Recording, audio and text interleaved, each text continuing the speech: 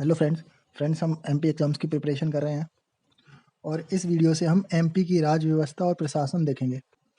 इस टॉपिक से हर साल हर एग्ज़ाम में बहुत क्वेश्चन आते हैं और एमपीपीएससी व्यापम जैसे क्वेश्चन में तो स्पेशली 3-4 क्वेश्चन बनते ही हैं। तो सबसे पहले पढ़ने के लिए जब प्लानिंग करते हैं तो एक ओवरव्यू तैयार करते हैं। तो इसमें हम ये देखते हैं, सबसे पहले एक ओवरव्यू देखते हैं कि आखिर इस टॉपिक में हम पढ़ेंगे क्या।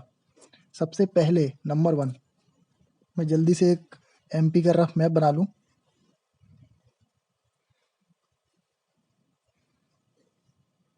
ये फ्रेंड्स एमपी का रफ मैप है, ओके। इसमें हम सबसे पहले देखेंगे 1947 से 1950 तक एमपी की क्या स्थिति थी।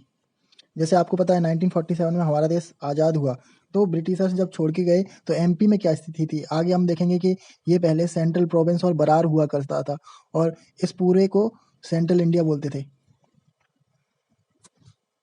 ये सेंट्रल इंडिया थोड़ा यहाँ तक था, फिर इस क्षेत्र को बोलते थे पूर्वी रियासत, और ये जो छत्तीसगढ़ का हिस्सा भी था तब, ठीक है। फिर इसके बाद हम पढ़ेंगे 1950 से 1956 तक क्या चेंजेस हुए एमपी में। इसी के बीच में हम देखेंगे 1952 में 1952 में चुनाव हुए थे हर प्रोविंस में। तब आप देखेंगे कि एमपी में उस टाइम पे 4 सीएम थे, एक सीएम यहाँ के, एक यहाँ के, एक यहाँ के, ऐसे करके 4 सीएम थे एमपी में उस समय।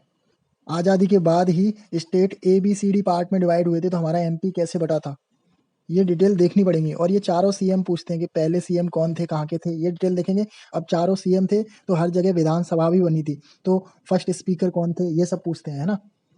फिर 1956 में स्टेट रीऑर्गेनाइजेशन एक्ट के तहत 14 स्टेट बने थे और 6 यूनियन टेरिटरी। तो इन 14 स्टेट में एक हमारा एमपी भी था, ठीक है। तो 1 नवंबर 1956 को एमपी की स्थापना हो जाएगी। फिर ये वाला मैप दिखेगा, इसमें छत्तीसगढ़ ऐड करेंगे, ये वाला। हालांकि कुछ कुछ चेंज होंगे, जैसे ये बरार का क्षेत्र था तो ये महाराष्ट्र में चला जाएगा, और सुनील टप्पा गांव और सिरोंज तहसील दो में एक्सचेंज होगा, राजस्थान और एमपी के में। ये सब देखेंगे, लेकिन हमारा टारगेट यही होगा, एक बार अगर पढ़ लिया या फिर एक बार वीडियो देख लिया तो आपको जीवन में कभी इस पेज को दोबारा देखने की जरूरत ना पड़े। कुछ भी लगाएं, चाहे ट्रिक लगाएं, चाहे कुछ भी करें, ऐसा पढ़ेंगे कि एक बार अगर पढ़ लिया तो दूसरी बार हमें इस पेज को खोलने की जरूरत ना पड़े। 1956 एक्ट के तहत एमपी बना, एमपी में फिर फर्स्ट विधानसभा बनेगी। उस विधानसभा में कौन सीएम थे, कौन स्पीकर थे, स्पीकर मतलब जो विधानसभा में स्पीकर को हिंदी में क्या बोलते हैं, अध्यक्ष। तो विधानसभा एमपी है तो स्पीकर भी बनेगा, कौन प्रोटेम स्पीकर था, कौन अपोजिशन लीडर था, ये सब ट्रिक से हो जाएगा, कोई टेंशन वाली बात नहीं है। बस एक बार पढ़ना है या एक बार वीडियो देखनी है, ठीक है। उसके बाद क्या होगा, नंबर 2 हम सीएम की लिस्ट देखेंगे। ये लिस्ट की भी पूरी ट्रिक है मेरे पास, कौन से सीएम किस साल रहे, ये सब कुछ देखेंगे, ठीक है। किस सीएम के काल में क्या क्या इंपॉर्टेंट काम हुए। एमपी में 3 बार प्रेसिडेंट रूल लगा, तो जब प्रेसिडेंट रूल लगा था तो सीएम कौन थे और प्रेसिडेंट कौन थे, ये सब ट्रिक्स हो जाएगा। कुछ नहीं करना, आपको वीडियो देखनी है, कॉपी पेन भी नहीं उठानी ड्यूरिंग वॉचिंग दिस वीडियो। अगर मतलब एक बार वीडियो देखने के बाद उसके बाद अपना एक पेज का नोट्स बना सकते हैं। फिर उसके बाद देखेंगे कौन सीएम कितने ज़्यादा, सबसे ज़्यादा टाइम तक कौन सीएम रहा, किसने सबसे ज़्यादा बार शपथ ली, कौन कौन से सीएम ऐसे थे जो लीडर ऑफ अपोजिशन रहे हैं। लीडर ऑफ अपोजिशन हिंदी में समझते हैं ना, विपक्षी दल के नेता, ये क्वेश्चन आते रहते हैं काफ़ी। उसके बाद कौन सीएम ऐसे थे जो सेंटर में मिनिस्टर रहे हैं, ये सब देखेंगे। फिर इसके बाद देखेंगे हम गवर्नर की लिस्ट। गवर्नर की लिस्ट में भी ये सब देखेंगे, कौन कब था, सबकी ट्रिक है, ठीक है। आपको विश्वास नहीं होगा तो देखो आप, इसमें मैंने पहले प्रिपेयर किया है, ट्रिक तैयार की है। उसके बाद देखो आप, ये सीएम की लिस्ट है, पहले पेज बना के कौन से सीएम ने क्या क्या काम किए हैं, अलग अलग जगह से क्वेश्चन पिछली साल आए हैं वो सब लिखे हुए हैं, ठीक। ये देखो लीडर ऑफ अपोजिशन की पूरी लिस्ट लिखी हुई है, कौन कौन सीएम रहे हैं। इससे एक साथ लिखने से क्या हुआ, ट्रिक बन गई, तो वो आपको हेल्पफुल। ऐसा नहीं है कि मैंने पढ़ा और आपको पढ़ाना शुरू कर दिया। और रियलिटी तो ये है, ये वीडियो मैं अपने लिए रिकॉर्ड कर रहा हूँ कि अगर कभी बुक्स मेरे पास ना हो तो ये वीडियो देख लूँ, अगर आपको फ़ायदेमंद लगे तो आप भी देखना।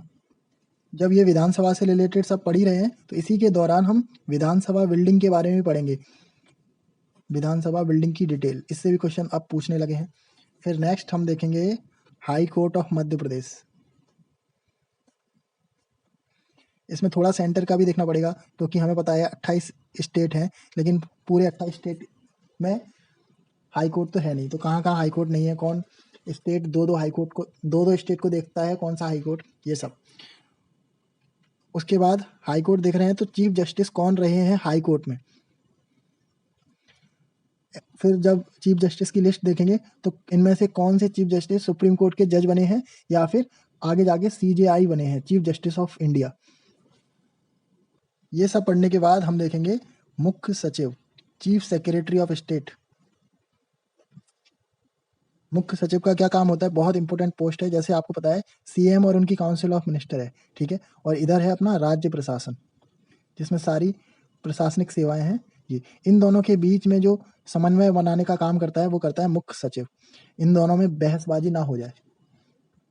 तो मुख्य सचिव की लिस्ट देखेंगे कब कौन रहे, ठीक है, क्योंकि क्वेश्चन इसमें से ही बनते हैं। 4 ऑप्शन आ जाएंगे और पूछेंगे इनमें से कौन chief secretary of Madhya Pradesh नहीं रहा। तो हमें ये लिस्ट पता होनी चाहिए, ये भी ट्रिक से याद हो जाएगी। तो फ्रेंड, टाइम वेस्ट ना करते हुए हम इसी वीडियो में शुरुआत करते हैं इस टॉपिक की, MP पॉलिटी एंड एडमिनिस्ट्रेशन। तो सबसे पहले हम MP का एक मैप बना लेते हैं, वीडियो पॉज करके, आपका टाइम बचना चाहिए।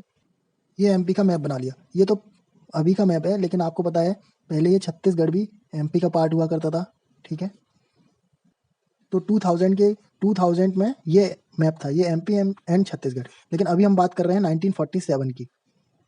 तो उस दौरान क्या था, महाराष्ट्र का भी थोड़ा सा पार्ट और ये वाला पार्ट यहाँ तक थोड़ा थोड़ा, ये पूरा पार्ट, इसको बोलते थे सेंट्रल प्रोविंस। वैसे सेंट्रल प्रोविंस को हिंदी में मध्य प्रांत बोल सकते हैं, लेकिन अभी आप सेंट्रल प्रोविंसेस ही बोले, ओके। और ये था बरार क्षेत्र।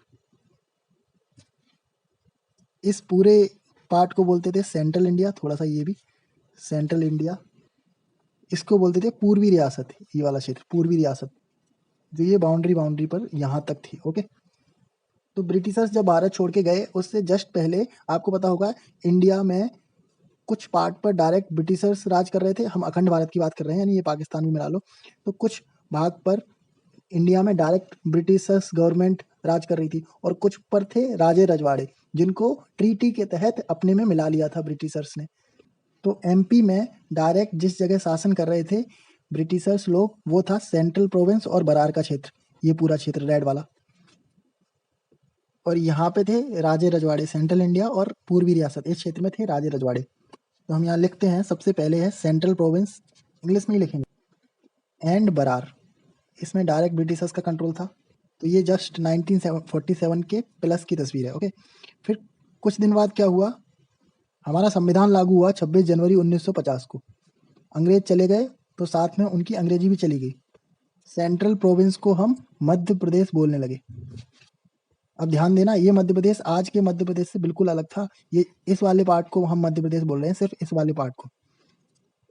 और जो ये सेंट्रल इंडिया था, सेंट्रल इंडिया जो 1947 प्लस में इसको सेंट्रल इंडिया बोलते थे, अब 1950 में हम इसे बोलने लगे मध्य भारत, क्योंकि अंग्रेज गए तो अंग्रेजी भी चली गई। सेंट्रल इंडिया की हिंदी क्या होगी, मध्य भारत।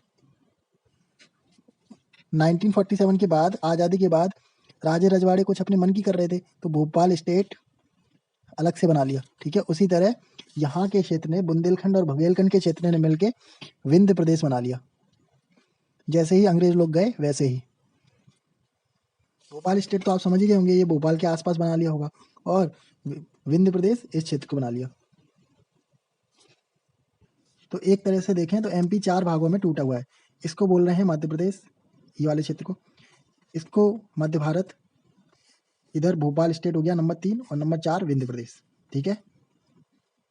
तो भारत सरकार ने इन स्टेट्स को, अलग अलग स्टेट्स को पार्ट ABCD में डिवाइड करना शुरू किया। तो जो डायरेक्ट ब्रिटिशर्स के कंट्रोल में थे वो डायरेक्ट भारत सरकार के कंट्रोल में आ गए, तो उनको सबको रखा पार्ट A में, जिसमें से हमारा एक मध्य प्रदेश था और ये वाला मध्य प्रदेश है, मैं बार बार बोल रहा हूँ। पार्ट B में रखा गया मध्य भारत को। इनमें क्या अंतर है पार्ट ABCD, अभी हम देखेंगे। पार्ट C में रखा गया भोपाल और विंध्य प्रदेश को, ओके। पार्ट D एक अलग था, जिसमें सिर्फ और सिर्फ अंडमान एंड निकोबार आइलैंड था, बस। अब 1952 में प्रांतीय चुनाव हुए, ठीक। तो इस समय हमें हर ये जो बने हैं पार्ट हुए हैं MP के, इसमें सीट कितनी थी, जैसे ये मध्य प्रदेश है ये वाला, तो इसमें कितने नंबर ऑफ सीट थी, पहले CM कौन थे, और विधानसभा जब बनी तो उसके स्पीकर कौन थे, अध्यक्ष कौन थे, ये 3 चीज़ें देखनी होती हैं। सिमिलरली मध्य भारत में कितनी सीट थी, सीएम फर्स्ट कौन थे, स्पीकर कौन थे। भोपाल स्टेट में सीएम कौन थे, सीट कितनी थी और स्पीकर कौन थे। सिमिलरली यहाँ सीट, सीएम एंड स्पीकर कौन थे। तो इसको मैं एक जगह लिख के आपको ट्रिक से बताता हूँ। इसको आपको लाइन से याद करना है, मध्य प्रदेश, मध्य भारत, भोपाल स्टेट और विंध्य प्रदेश। तो सबसे पहले अगर हम सीट की बात करें तो इसमें थी 232 सीट, इसमें कितनी थी, इसमें कितनी थी, इसमें कितनी थी, 30, 30 और 60 90, तो यहाँ 99। ऐसे ही याद रखना है, मुझे भी ऐसे ही याद हुआ, आपको भी। अच्छा, इसका कैपिटल और देखो, ये मध्य प्रदेश है, मैप में दिखाता हूँ, ये मध्य प्रदेश है ये वाला, ठीक है। तो इसका कैपिटल था नागपुर, और कुछ हो भी नहीं सकता। आप देखो इसका कैपिटल नागपुर होगा। तो मध्य प्रदेश का उस समय कैपिटल क्या था, नागपुर। फिर आती है बात मध्य भारत, सेंट्रल इंडिया। तो ये सेंट्रल इंडिया है, ठीक है। अब आपके पास 2 ऑप्शन है, इंदौर कैपिटल बनाओगे या फिर भोपाल। तो सेंट्रल इंडिया में 6-6 महीने के लिए दोनों कैपिटल रहती थी, ये ग्वालियर है और एक है इंदौर। अब आप बताओ, गर्मियों में ग्वालियर कैपिटल रहेगी या इंदौर। गर्मी में ग्वालियर में बहुत गर्मी पड़ती है, ठीक है। तो सर्दियों के दिन में ही ग्वालियर को कैपिटल रखा जा सकता है। तो सर्दी में ग्वालियर कैपिटल रहती थी और गर्मियों के 6 महीने में इंदौर। तो मध्य भारत की कैपिटल क्या हो गई, ग्वालियर और इंदौर। ग्वालियर गर्मी में तो हो नहीं सकती, तो सर्दी में। फिर है भोपाल स्टेट, इसकी कैपिटल तो भोपाल ही है, पहले इस्लाम नगर थी लेकिन बहुत पहले। फिर है विंध्य प्रदेश और इसकी कैपिटल थी रीवा। इस क्षेत्र से आपको क्लियर होगा, मैप से आपको पता है ये विंध्य प्रदेश है तो कैपिटल रीवा। ये 1952 की स्थिति बता रहे हैं हम, जो चुनाव होंगे। मध्य प्रदेश के सीएम थे रविशंकर शुक्ला, आपको आरएसएस से याद रखना, याद हो जाता है, रविशंकर शुक्ला। आगे जब 1956 में स्टेट रीऑर्गेनाइजेशन एक्ट के तहत प्रॉपर एमपी बनेगा तब भी ये फर्स्ट सीएम बनेंगे, लेकिन फिलहाल हम वो वाले नीचे वाले मध्य प्रदेश की बात कर रहे हैं। तो यहाँ पहले सीएम थे रविशंकर शुक्ला, ये है मध्य भारत। इसके फर्स्ट सीएम कौन थे अभी हम देखते हैं, ओके। फिर आता है भोपाल स्टेट, भोपाल के फर्स्ट सीएम थे शंकर दयाल शर्मा, ये हम हिस्ट्री में भी पढ़ते हैं और आगे देखेंगे आप, ये आगे चल के भारत के प्रेसिडेंट बने हैं और ये भोपाल से ताल्लुक रखते हैं, शंकर दयाल शर्मा, ये याद हो जाते हैं। विंध्य प्रदेश, इनके सीएम फर्स्ट थे शिव शंभू, शंभूनाथ, इनके सीएम थे शंभूनाथ। कैसे याद होगा अभी सब देखते हैं। मैंने आपको बताया था ये पार्ट ABCD में डिवाइड हो गए, तो मध्य प्रदेश तो पार्ट ए में आ गया, विंध्य मध्य भारत आ गया पार्ट बी में, और भोपाल स्टेट आ गया पार्ट सी में, और ये आ गया, ये भी आ गया पार्ट सी में, क्योंकि डी में तो सिर्फ अंडमान है। अब ये पार्ट ABC में अंदर क्या है, ये देखो, पार्ट ABC, GRP थाना क्षेत्र सुना है, उससे याद रखना। पार्ट ए को गवर्नर कंट्रोल करते थे, प्रेसिडेंट इन्हें नियुक्त करते थे, ठीक है। पार्ट बी में एक राज्य प्रमुख हुआ करता था, ठीक है, पार्ट बी में राज्य प्रमुख हुआ करता था। और पार्ट सी में सी यानी एक कमिश्नर हुआ करते थे, जैसे प्रेसिडेंट नियुक्त करते थे, और उस कमिश्नर को उस पार्ट में देखरेख करनी होती थी प्रशासन को। तो मध्य भारत पार्ट बी में है, तो इसका एक राज्य प्रमुख भी होगा। और जीवाजीराव सिंधिया को उम्र भर के लिए राज्य प्रमुख बना दिया गया था। आपको याद रहेगा, मध्य भारत जो है सेंट्रल इंडिया, उसमें ग्वालियर वाला क्षेत्र इंपॉर्टेंट है सिंधिया का, और जीवाजी यूनिवर्सिटी है MP में, उनको ही फर्स्ट राज्य प्रमुख बनाया गया था, वो जीवन भर के लिए थे। ये दोनों भोपाल और विंध्य प्रदेश पार्ट सी में थे, लेकिन यहाँ एक ट्विस्ट है, ये विंध्य प्रदेश पहले पार्ट बी में था, लेकिन बाद में पार्ट सी में अपने आप को बना लिया। कैसे पता लगा, ये 1948 में पार्ट बी में था, ये 8B जैसा दिखता है ना, उससे आपको याद रहेगा, और 1950 में ये पार्ट सी बन गया। अब बचे हैं मध्य भारत के फर्स्ट सीएम, मध्य भारत से याद रखना मिश्री लाल, ये मध्य भारत के फर्स्ट सीएम थे। अब बचा है स्पीकर को याद करना, सिर्फ और सिर्फ विधानसभा बनी है उसके अध्यक्ष को याद करना, बाकी सब आपको याद हो गया। तो मध्य भारत के स्पीकर थे पटवर्धन, आप सरनेम याद रखो। भोपाल स्टेट, यहाँ भोपाल है तो मुस्लिम नाम जरूर आएगा, तो यहाँ के स्पीकर थे सुल्तान मोहम्मद खान। भोपाल में मुस्लिम नेम जरूर आना था, तो यहाँ भोपाल के फर्स्ट स्पीकर थे सुल्तान मोहम्मद खान। और विंध्य प्रदेश के थे शिव,